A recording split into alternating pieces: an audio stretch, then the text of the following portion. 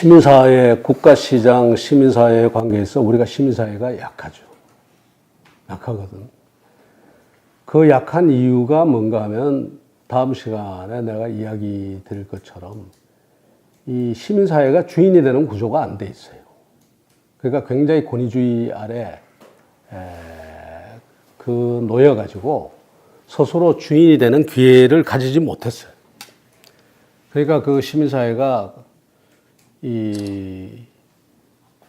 성장을 하지 못한 거고, 또 한편으로는 그런 이제 권력적인 측면도 있지만 내가 늘 고민하는 문제 중에 하나지만 노동시간이 너무 긴 거예요.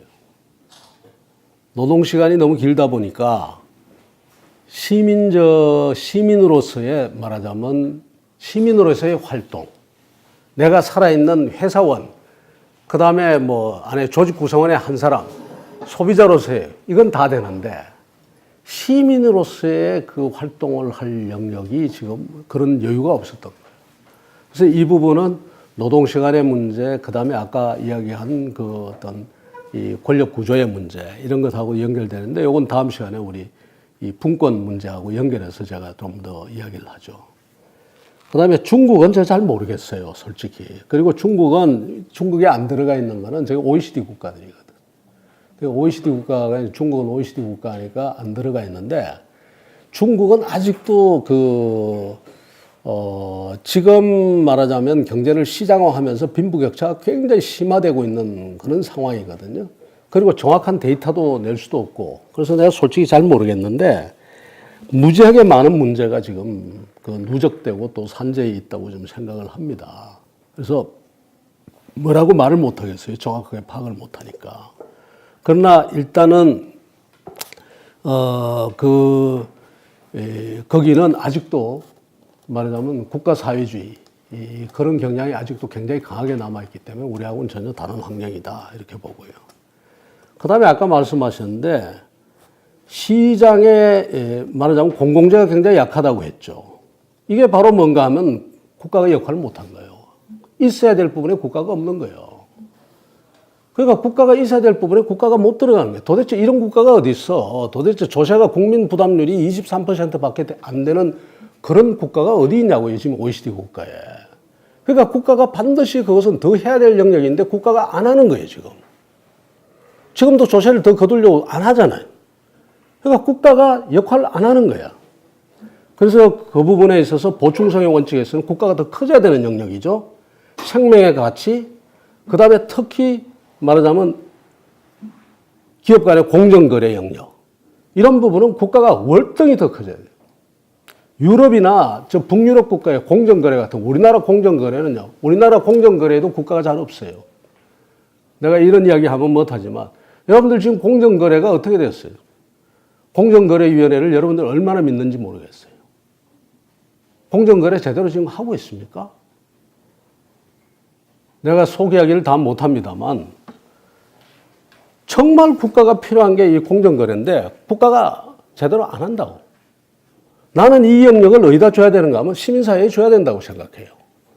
공정거래만 하더라도. 왜 시민사회에 줘야 되는가 하면 지금 예를 들자면 이런 거야. 소비자 집단소송 문제가, 한국은 집단소송 문제가 다른 나라 뭐 대부분의 국가가 다 있는데 우리는 없다고. 인정이 안 되는 거예요. 집단소송은 공정거래가 지금 국가가 독점하고 있다고. 그게 맞나요? 왜 내가 말하자면 내 시민이, 내 개인이 삼성 제품이든 휴대폰이든 아니면 뭐든 내가 왜 소송을 하면은 그 소송 안 한 다른 사람까지도 다 보상이 되게 하면은 기업이 정신을 번쩍 차릴 텐데 왜 국가가 이걸 막고 있냐고. 말이 안 되잖아요. 그러니까 진짜로 국가가 역할을 갖다가 못하거나 아니면 국가가 있는 게 오히려 탈이라 해야 된다. 국가가 어디를 줘야 되는가 하면 자기가 독점할 거 아니라 이걸 시민사회로 줘야 되는 거예요. 환경, 인권 이런 문제도 다 마찬가지. 국가도 하지만 뭐도 해야 되는가 하면 시민사회가 이런 부분에 대해서 열심히, 아까 제가 이야기를 했죠. 직접 도둑을 잡겠다고 덤비는 행위보다 오히려 보충성의 원칙에 입각하면 시민사회 스스로 도둑을 잡도록 말하자면 밀어주고 도와주는 역할을 해야 된단 말이에요. 그런 역할에 보충성의 원칙에 입각해서 하면은 지금 아마 공정거래 문제도 지금보다도 훨씬 더 나아졌을 거예요. 대리점 문제고 뭐고 갑과 을의 관계도 국가가 관여해서 완전히 실패한 국가가 독점함으로써 안 돼. 시민사회하고 권한을 나눠야 돼. 왜 시민사회가 여기 관여를 못하게 하는 거예요? 이런 거 안 된다는 거예요. 응? 그러니까 지금까지는 실패라 이 말이에요. 생명의 가치 이런 것도 다 보면 국가가 주도한 것이 지금 실패, 국가가 독점하듯이 한 것이 실패라는 거예요. 그렇기 때문에 어떻게 해야 되는가 하면 시민사회가 움직일 수 있는 영역을 더 열어줘야 된다는 거예요. 그래야지 나는 그게 답이지 지금처럼 국가가 가가지고 독점하고 있는 이 상태로 가는 거는 절대로 안 된다. 그 다음에 미국하고 이제 북유럽 모델을 가지고 이야기를 하시는데요. 저는 당연히 북유럽 모델이죠. 미국은 문제가 많은 국가입니다. 제가 여러분들한테 그 영화를 하나 권해볼게요.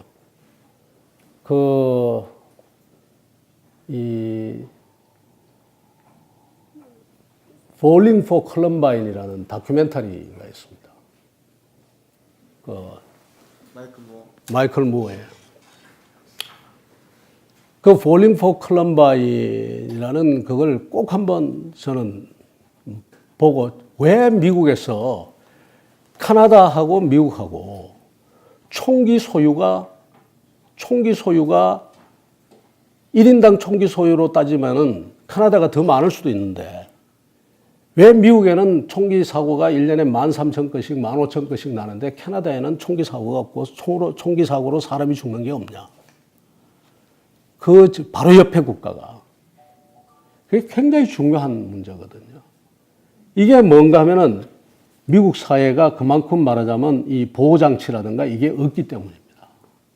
사람이 미국은 끊임없이 이 국가적 영역이 국가가 보충적인 역할을 못 해주고 있어요.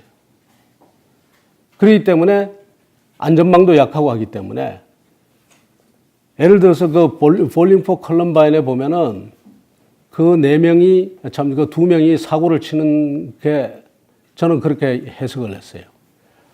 공부를 못하니까 어릴 때부터 들었던 게 뭔가 하면 너 학교 졸업하면 끝이야.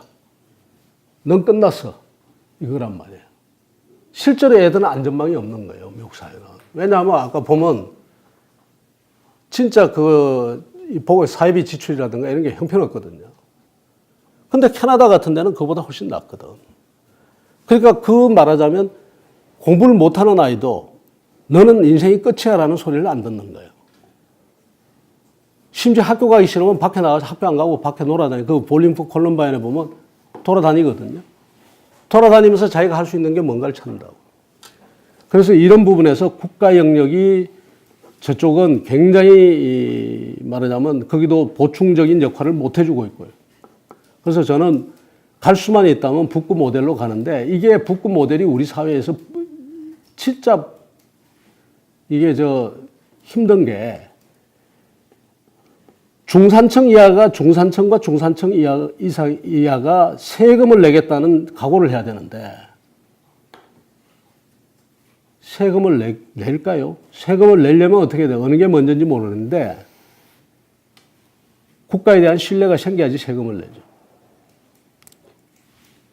어떤 건지 모르는데 어쨌든 세월이 한참 걸리겠죠. 걸리겠지만 가야 된다면 제가 오늘 이야기한 거는 이제 북구 모델입니다. 될 수 있으면 그렇게까지는 못 가더라도 일종의 그쪽을 향해서 조금이라도 움직여보자라는 거예요. 움직여보자. 굉장히 강합니다. 예를 들어서 아까 이야기한 환경, 인권 같은 거는 이거는 용서를 하지 않습니다. 북구 사회 같은 데. 이거야말로 국가가 할 영역이죠. 국가가 할 영역이죠. 용서하지 않거든. 다만 뭔가 하면 경쟁을 촉진한다든가 창의적인 행위를 한다든가 이런 데 대해서 국가가 관여를 안 하는 거예요. 서양 사람들은 자유권을 확보하는데 우리는요, 참 어떻게 보면은 이 아픈 역사를 살아왔지만 그 시민권과 자유권을 확보하는 데 있어서는 참 쉽게 했어요. 말하자면 갑자기 서구 민주주의 모델이 들어오면서 그냥 받아버린 거야. 예를 들어서 여성의 투표권만 하더라도 놀랍도록 말하자면 세계가 깜짝 놀라요. 영국 같은데 벌써 1920년대, 다른 데도 말이에요. 1930년, 40년 뭐 이래도 우리 48년에 그냥 일시에 한 번에 다 줘버렸어요. 그 고통이 없었다고. 그 다음에 그 보통 선거권을 확보하기 위해서 서구가 몇백 년 동안 투쟁을 하면서 했잖아요. 그리고 유럽 같은 데 보면요. 시간이 조금 있으니까. 유럽 같은 데는 지방자치 문제만 하더라도 서양에 가면 차트가 있거든, 차트. 그 헌장을 봐. 내가 예를 들어서 그 런던시도 그 영국 중앙정부하고 차트가 있어가지고 차트로 계약. 버밍ham은 버밍ham대로 가지고 있고. 그 다음에 내가 어떤 학교를 만들면 학교가 국가하고 차트. 그 차트가 뭔가 하면 내가 힘을 길러서 왕을 눌러가지고 왕의 목을 조우고 계약을 하는 겁니다. 나는 너한테 어떤 권한을 준다.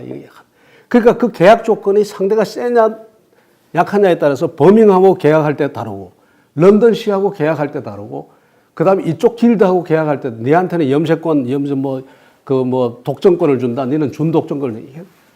그 하나하나를 자기 힘을 길러가면서 하나하나 쟁취한 거예요. 그 시민 자유권과 시민권을.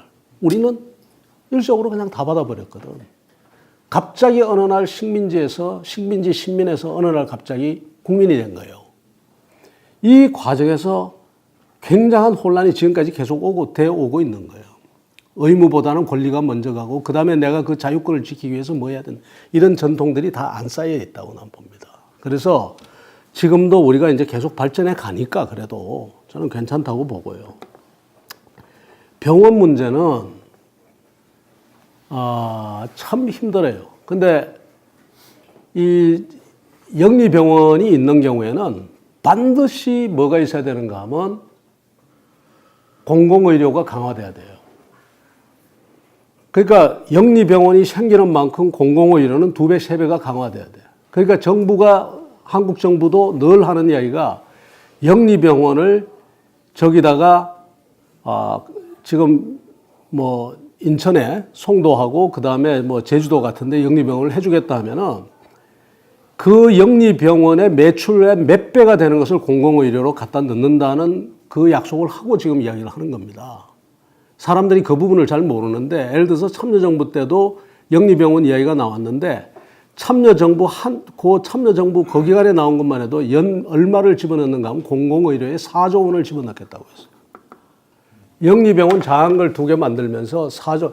왜냐하면 어차피 우리는 의료복지는 의료복지대로 지금 강화돼야 돼. 지금 의료보험에 우리가 커버하는 게 전체 60% 뭐 이렇게밖에 안 되는데 이거 가지고는 안 되거든. 70%, 80%, 그 다음에 보건소 이것도 훨씬 더 강화돼야 된단 말이야. 어차피 집어넣을 건 집어넣는 거고. 대신에 이 영리병원은 뭘 상대로 하는가 하면 주로 보면 영국이 아니라 중국인들, 동남아, 중국, 특히 중국 부자들이 와서 이쪽에 와서 생명 연장 산업이든 뭐 하든지 하고 그 사람들을 주류로 해가지고 왜냐하면 한국 사람들은 가가지고 보험이 되는 사람 보험을 해야 되는데 그 병원은 한국 사람을 상대로 해서 보험 환자는 받지 않을 거 아니에요. 그러니까 이제 주로 외국인 환자를 받겠지.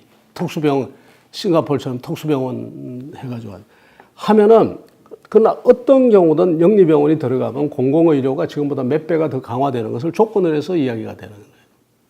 그렇게 되지 않으면은 이거는 성립할 수도 없고 그러니까 스웨덴 같은 데는 뭔가 하면 영리병원에 대해서 왜 지금 거부감이 적으냐.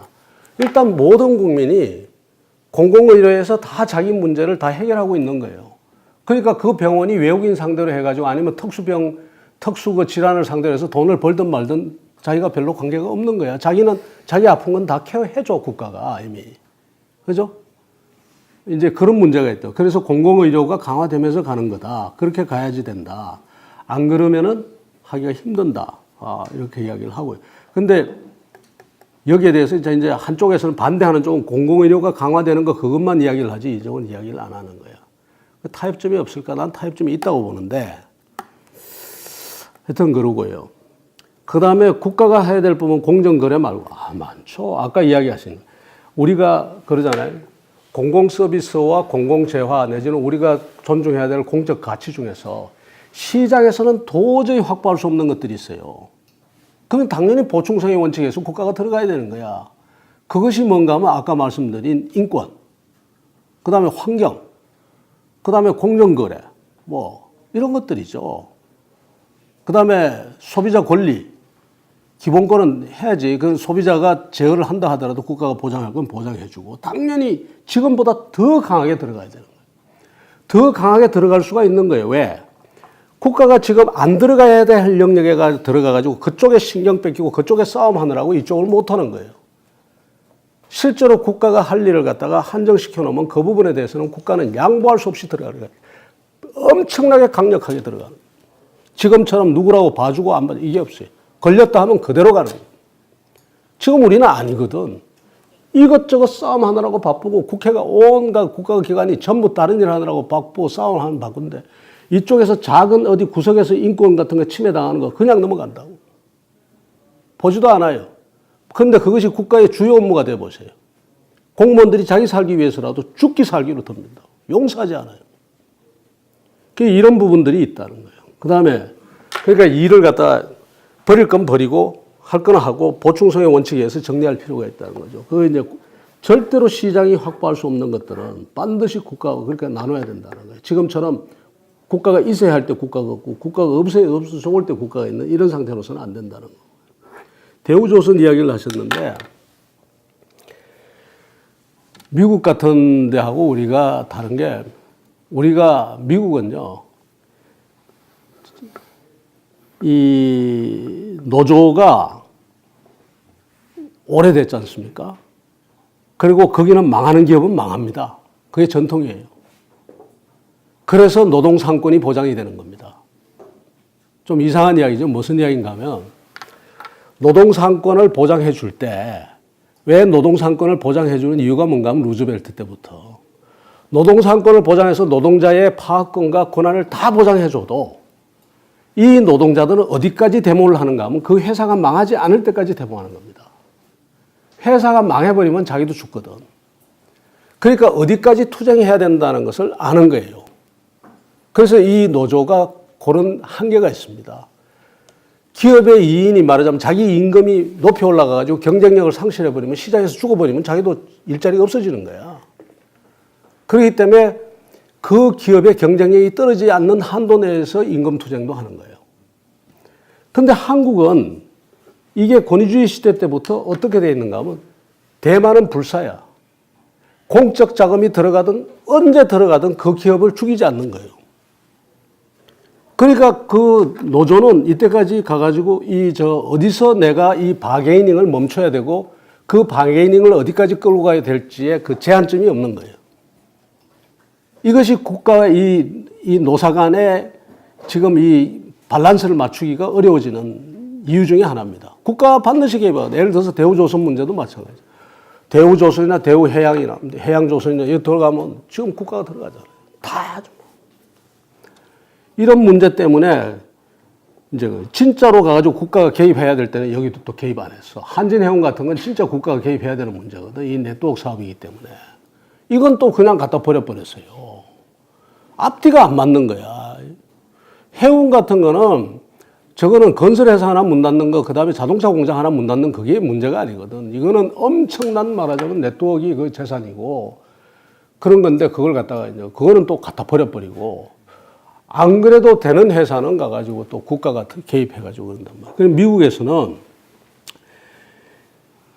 두 가지라고 봅니다. 미국 같은 경우는 기업에 대한 보호가 약해요. 그리고 그게 전통이 되어 있으니까 그렇게 가버렸고, 그 다음에 이동성이 높아요. 내가 이 회사에 있다가 이쪽 기술이 있으면 다른 데 갈 때가 있는데 우리는 그렇지를 못해. 이 고용 자체가, 고용시장 자체가 굉장히 유연하지 못하기 때문에 이쪽 회사에 잘린 사람이 저쪽 회사에 가고 이런 게 지금 적거든요. 그러니까 이제 저항이 더 크고. 그 다음에 유럽 같은 데는 굉장히 부러운 부분이죠. 어떻게 부러운가 하면은 우선 실업 안전망이라든가 평생교육 체제가 잘 자리 잡혀 있거든. 이게 국가가 갈 영역이란 말이에요. 이게 잡혀 있으니 스스로 어떨 때는 내가 이 회사에 조선이 지금 곧 희망이 없다 싶으면 내 스스로 퇴사를 해요. 내 스스로 퇴사해서 내 스스로 실업자가 된다고. 실업수당 받으면서 긴 기간 동안 컨티뉴잉 말하자면 그거 가지고 직업교육을 다른 신산업에 관한 직업교육을 받고 그 다음에 국가가 알선해주는 기관에 가서 교육받고 국가기관을 통해가지고 재취업을 해요. 어디로? 신산업 쪽으로 취업을 나간다. 그래서 산업구조적이 스무스하게 되는데 우리는 국가가 이 영역에 이때까지 못 들어가고 있거든. 실업 안전망도 약하고 뿐만 아니라 뭐가 약한가 하면 지금 평생교육 체계는 완전히 거의 뭐 백지 상태가 돼 있단 말이야. 그러니까 내가 이 회사에서 쫓겨나면 그냥 절벽이에요. 나만 절벽인 게 아니라 내 자손도 자식도 절벽이에요. 그렇기 때문에 저항이 굉장히 심하다라고 난 봅니다. 이게 또 이제 고쳐야 될 부분이지. 우선 첫째로 다른 부분도 다 떼거든. 제가 이야기 드렸잖아요. 그죠? 네. 최고 세율이 평균 소득의 스웨덴도 평균 소득의 1.5배만 되면 세율이 59%예요. 그러니까 어차피 다 내. 그 다음에 법인세 다 내고 어차피 다 내니까 다 떼는 거예요. 다 떼고 그 다음에 투자를 이제 국가도 일부 투자를 하기도 하고 그래서 주식을 사기도 하고 이렇게 해서 들어가기 때문에 그렇게 말하자면 다른 투자에 비해서 더 못해서 못했지 더 말하자면 돈이 남아서 떼돈 벌 일은 원래가 없는 거예요. 그리고 그 사람들은 어차피 세율이 엄청 높기 때문에 가서 뭐 떼돈 벌려고 뭘 벌리고 그럴 이유가 없거든요. 그러니까 우리하고는 좀 환경이 다르다. 그래서 그런 부분인데 아까 그 복지와 같이 갈 수 있느냐 그랬잖아요. 그게 문제라고. 그러니까 이 논쟁을 해야 되는 얘기가 가장 핵심이 뭔가 하면 조세예요, 조세. 국가가 말하자면 왜 우리가 지금 국가가 이런 복지 영역이나 국가가 들어갈 영역에 지금 아까 말하자면 여러 가지 지금 공공재 진짜 받쳐줘야 할 것들 그런 거 못 들어가고 있느냐. 실업 안전망이라든가 그 다음에 평생교육 체계라든가 이런 것을 지금 못 깔고 있는가 하고 돈이 없거든. 결국은 조세 문제가 안 되니까 국가가 그쪽으로 못 들어가고 엉뚱하게 어디 들어가는가 하면 안 해도 될 영역에 들어가가지고 안 해도 될 영역만 돈 안 드는 일이 있잖아요. 돈 안 드는 일이 뭐죠? 규제하고 감독하고 가가지고 잡아 넣고 하는 이런 거잖아. 그러니까 그쪽으로 자꾸 들어가는 거야, 국가가. 그리고는 돈 안 돼. 국가는 이제는 이제 우리가 그렇게 알아야 돼. 국가는 돈을 걷어서 돈을 써야 된다. 그러면 이제 이 보충성의 원칙을 가져가려면 국가는 주로 어디 가는가 하면 돈을 쓰는 영역. 그 다음에 가가지고 아주 기본적인 가치를 확보하는 영역. 이게 이제 국가의 영역인데 무지하게 많은 돈을 써야 된단 말이에요. 그럼 돈은 누가 낼 거냐? 이 논쟁이 핵심이에요. 거기서 이제 과연 내가 그러는 거야. 이게 정말로 쉽게 갈 수 있는 길은 아니거든. 누구도 돈을 내야 되느냐? 다 내야 돼, 다. 다 내야 돼요. 그리고 지난번에 말씀드린 것처럼 다 내면 어떻게 되느냐? 덴마크처럼 평균 소득의 1.2배면 최고 세율을 다 낸다. 근데 부자는 조금밖에 못 가져가. 그러나 진짜 그 문턱 간 넘은 1.2배 딱 되는 사람은 실제로 자기가 낸 세금의 2배, 3배를 더 가져와. 일종의 조합비 내듯이 내는데 나보다 훨씬 더 가져오는 거야. 그래가지고 우리처럼 말하자면 내가 1,000만 원을 냈다. 2,000만 원, 3,000만 원을 가져오는데 내가 못 낼 이유가 없잖아요. 근데 이 부분에 있어서 그 사람들은 이제까지 수십 년 동안 관행이 돼가지고 국가가 떼먹지 않는다는 것을 자기들이 알아요. 그리고 내한테 이익이 더 온다는 걸 알기 때문에 1.2배가 되는데 최고 세율을 내라고 해도 다 내는 거예요. 우리는 아까 추로스트 이야기를 하셨는데 내가 세금 내면 어떤 놈이 틀림없이 들어먹고 엉뚱한데 다리 안 놓을 때 다리 놓고 그럴 거라고 생각을 하는 거예요, 지금. 어느 것이 먼저냐? 그래서 논쟁이 필요하다는 이야기. 우리가 이제 그래서 국가 기능을 새로 생각해 봐야 된다는. 나도 어떻게 생각하는가 하면 국가의 역할이 커져야 된다고 생각하는 사람입니다. 어떻게 커져야 되느냐? 공무원 수도 더 늘어야 되고. 여러분들 아시다시피 노무현 정부 때 제가 청와대 정책실장 할 때 공무원 숫자 많이 늘어났습니다. 그 다음에 복지 예산도 더 늘어나고요. 심지어 국방 예산도 역대 어느 정부보다 많이 늘렸습니다. 국가의 역할이 커져야 되거든요. 왜 국가의 역할이 커지는가 하면 우선 하는 일이 달라지는 거예요. 아까 이야기했듯이 그런 거 있잖아요. 국가가 가지고 산업을 끌고 가겠다고 어느 날 갑자기 가지고 하니까 400억 투자하고 이게 아니거든. 그거는 국가가 들어갈 영역이 국가가 하는 것보다 시장에 맡기는 게 많아져야 돼요. 국가는 시장이 못하는 역할, 아까 이야기했듯이 주로 보면 돈 쓰는 역할, 복지라든가 기본적인 가치를 갖다가 중시해서 그걸 지키는 역할, 이걸 해줘야 된다. 그러려면 국가가 점점 뭐가 되는가 하면은 어머니의 역할이 돼요. 내가 가부장적인 그런 예를 들어서 굉장히 미안한데 쉽게 예를 들자니까 뭐 그런 가부장적인 가정에 있어서 옛날에는 국가가 어머니 역할을 했거든. 굉장히 엄하게 말해. 너 이래 저래 말해. 이쪽으로 와 저쪽으로 가. 이게 아니고 이제는 국가가 말하자면 시장이 가면서 시장에서 기본적인 그 말하자면 공정한 거래나 이런 것이 이루어지도록 하고 그다음에 거기서 큰 서로가 서로를 죽이고 살리지 않고 이제 그 공정거래 같은 부분에 포커스를 맞추면서 하고 거기 경쟁에 뒤처지는 사람들 이 사람들 잡아서 패자부활전을 주고 또 패자부활전을 그 기회를 줘서 뛰게 하고 그 다음에 또 그 사람들이 가가지고 거기서 영 아웃되는 사람은 국가가 보듬어야 되고 그게 어머니 역할이에요. 어머니 역할이에요. 다친 사람이 이렇게 그런 거잖아요. 옛날 우리 가부장적인 거는. 그러다 보면은 살림이 집에 가서 들어보세요. 아버지 살림 별로 없어요. 아버지 뭐 나도 가만보니까 내 거 보면 컴퓨터 한 대 하고 그 다음에 뭐 양복 몇 벌하고 그게 다야. 나머지 다 돌아보면 거의 대부분이 막 우리 부엌에 가면 우리 집사람 살림은 엄청나게 많아요. 할 일도 많고요. 그렇단 말이에요. 그래서 국가의 역할이 그런 방향으로 더 커져야 된다. 커지는 게 맞죠? 그쪽 부분에 대거 커지면 예산도 엄청 많이 들어가야 되죠. 국가가 더 커지죠. 재정적으로 커지죠. 그 다음에 서비스를 위주로 하기 때문에 서비스라는 건 사람이 많이, 손이 많이 가잖아요. 그죠? 병원, 공공의료, 교육, 그 다음에 이런 것들 다 전 보육, 이게 다 손이 가는. 그러다 보면 공무원 숫자도 늘어난다고. 국가가 그런 물에 커지는 거죠. 지금은 우리 정부는 전부 규제 중심에, 감독 중심에 이런 국가니까 사람이 이쪽을 줄이고 이쪽을 더 늘려 국가 부분을 커지는 게 맞습니다.